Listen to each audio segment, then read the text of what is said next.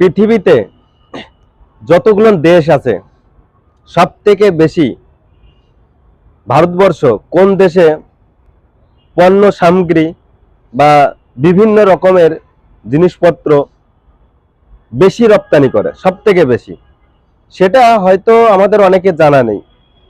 মানে কি বলবো, যদি আপনি বলেন যে ভারতবর্ষের 70% জিনিস সেই দেশে রপ্তানি করা হয়, 70 না, আপনি 80% বলতে পারেন। 80% জিনিস এই আমাদের ভারতবর্ষ থেকে সেই দেশে রপ্তানি করা হয়। কিন্তু এই যে অন্য কোনো দেশে কিন্তু এত পরিমাণ জিনিস রপ্তানি করা হয় না। তো কোন দেশে রপ্তানি করা হয় সেটা আমি আপনাদের আজকে দেখা শুনবো, প্লাস একদম বুঝিয়ে দেব। আমার ভিডিওর সামনে আপনাদের জুড়ে থাকতে হবে শেষ পর্যন্ত, তাহলেই পুরোটা বুঝতে পারবেন। সে হচ্ছে বাংলাদেশ। বাংলাদেশ এমন একটা দেশ, সে দেশে কিন্তু আয়তন ছোট হলে কি হবে, জনসংখ্যাও কম। আয়তন যেহেতু ছোট, জনসংখ্যাও কম, কিন্তু আয়তন অনুযায়ী জনসংখ্যা বেশি।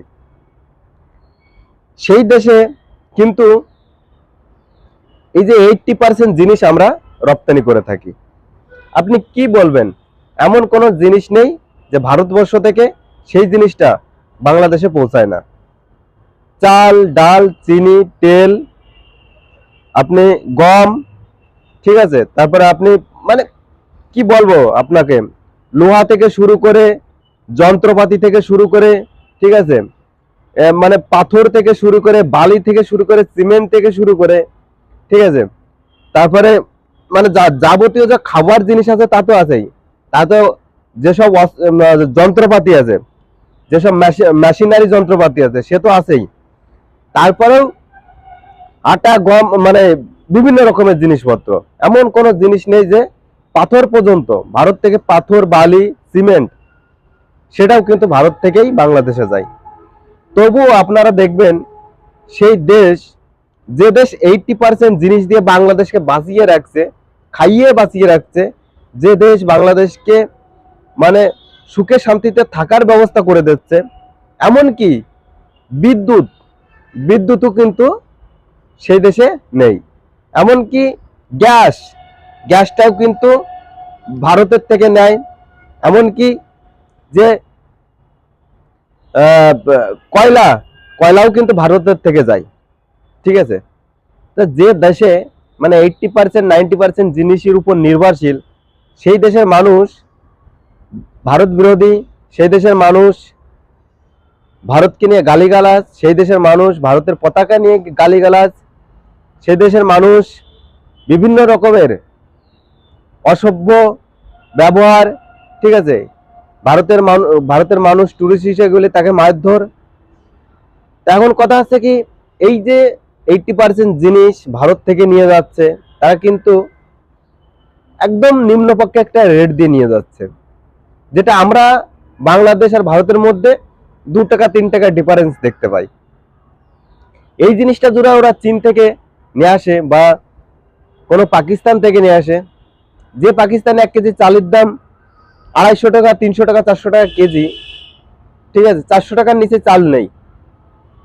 যে চীনের সাথে বন্ধুত্ব করছে, চীনের উইঘুরে নামে একটা জায়গা আছে, উইঘুরে নাকি একটা নামে জায়গা আছে, সেই জায়গা মুসলমানদের প্রত্যেকদিন যেভাবে বিতরণ করা হয়, যেভাবে অত্যাচার করা হয়, তাও তাদের শিক্ষা হয় না, তাও তাদের কাছে চীন ভালো। এই হচ্ছে বাঙালি জাতি, এই হচ্ছে বাঙালি জাতির মনোভাব, ঠিক আছে। এরা নিজের ভালো তো চাই না, আর লোকের ভালোও চায় না।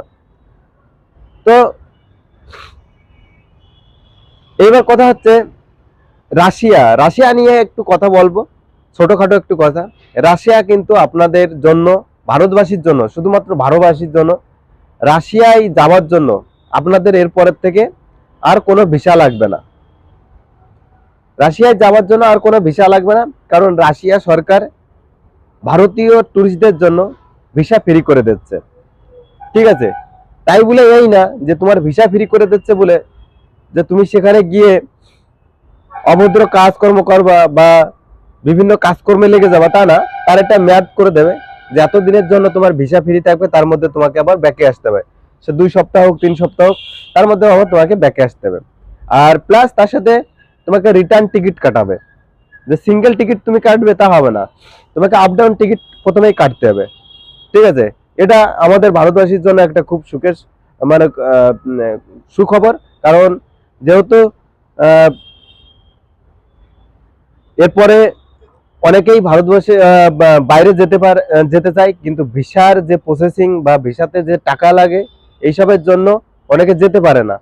তাই এখন সেই বাধাটা থাকবে না রাশিয়ার পক্ষে। রাশিয়ায় আপনি নিরিবিলি যেতে পারবেন, চোখ বুজে চলে যেতে পারবেন, কোনো অসুবিধা হবে না। ঠিক আছে, এইবার একটু ছোটখাটো করে একটা কথা আমি বলি যে বাংলাদেশে দেখলাম যে একটা ভিডিওতে পোস্ট করেছে যে বাংলাদেশের মানুষ মাঠে ঘাটে টয়লেট করে, আর বাংলাদেশের মানুষ না, ভারতের মানুষ মাঠে ঘাটে টয়লেট করে, আর বাংলাদেশের মানুষ তাদের শৌচালয় বা যে টয়লেট আছে সেখানে টয়লেট করে। আমার একটা কথা আমি বলে দিই, ভাই তোরা বাংলাদেশের যে টয়লেট তৈরি করিস, ঠিক আছে, আমার এখানে যারা ফুটপাতে থাকে না, ওই টয়লেটে টয়লেট করে না, বা পায়খানা প্রস্রাব ওই টয়লেটে করে না। এদের টয়লেট গুলো একটু এসে দেখে যাস।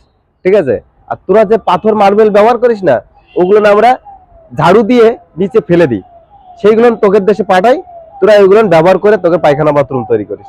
ঠিক আছে, আমরা ওইসব বালি ওইসব পাথর আমরা ব্যবহার করি না। ঠিক আছে, প্রথমত তোরা যা বাথরুমে আমাদের পতাকাকে তোদের বাথরুমে আটিয়ে দিয়েছিস, ঠিক আছে, এটা আমি বলবো তোরা যে কাজটা করেছিস তোদের বিবেক থেকে বা তোদের মন থেকে, তোদের কাছে জিনিসটা ভালো, আমাদের কাছে ভালো না। কারণ ওটা আমাদের মায়ের সমান, মাতৃর সমান, আমরা ওকে সম্মান করি, রেসপেক্ট করি। ঠিক আছে, আর তোরা যেটা করেছিস ওটা তোদের বিবেক, মানে তোরা ভাবে যে তোদের বিবেক বোধ, তোদের সোর্স, তোদের চিন্তা ভাবনা কত জঘন্য, তোরা কত ঘাটিয়া। ঠিক আছে, যা এক দেশের পতাকাকে তোরা পায়খানা বাথরুমে শৌচালয়ে আটাতে পারিস। তা আমার ভিডিওটা যদি তোদের কাছে পৌঁছায়, ভিডিওতে জানি একটা কমেন্ট করবি, ভিডিওটার একটা কমেন্ট করে যাস। ঠিক আছে, আমি তার রিপ্লাই অবশ্যই তোকে দেব। আর দেখ, যদি আমরা এইসব বন্ধ করে দিই না, তোরা খেতে পাবি না।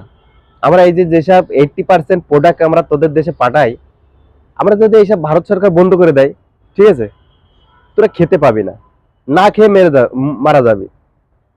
যে কয় কোটি লোক আছিস জায়গায় না খেয়ে মারা যাবি।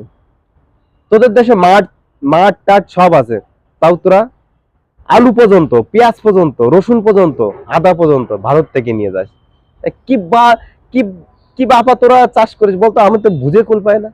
আমাদের দেশে দেখিস আমরা কোনো দেশ থেকে কোনো জিনিস নিয়ে আসি না, সে যন্ত্রপাতি হোক, মেশিনারি হোক, যা কিছু এভরিথিং পুরো আমাদের দেশেই তৈরি হয়। আমরা কোনো দেশেতে ইম্পোর্ট করি না। ঠিক আছে, আমাদের দেশেই সবকিছু তৈরি হয়। আইফোনের মতন ব্র্যান্ড আমাদের দেশে তৈরি হয়। ঠিক আছে, বড় বড় কোম্পানির গাড়ি আমাদের দেশে তৈরি হয়, কারণ আমরা সেরকম ব্যবস্থা করে ফেলেছি। ঠিক আছে, আর তোরা ওই কি যেন বলে যে ইনশাআল্লাহ বলে যে কি বলিস, ঠিক আছে, ওই জিনিসটা বন্ধ করে দেয়। ঠিক আছে, দেশের প্রতি খেয়াল দে, জিনিসের কিভাবে দেশকে উন্নয়ন করা যায় সেই দিকে খেয়াল দে, ছেলে মেয়েগুলো কিভাবে ভালো জায়গায় পৌঁছাতে পারে। ওদের এই নতুন একটা সরকার এসছে, তো সরকারে হয়তো একটা ছেলে দেখি কলেজে হয়তো কলেজ ইউনিভার্সিটিতে পড়া একটা ছেলে, সে দেখি বিভিন্ন অনুষ্ঠান প্রোগ্রামে দেখি অংশগ্রহণ করে।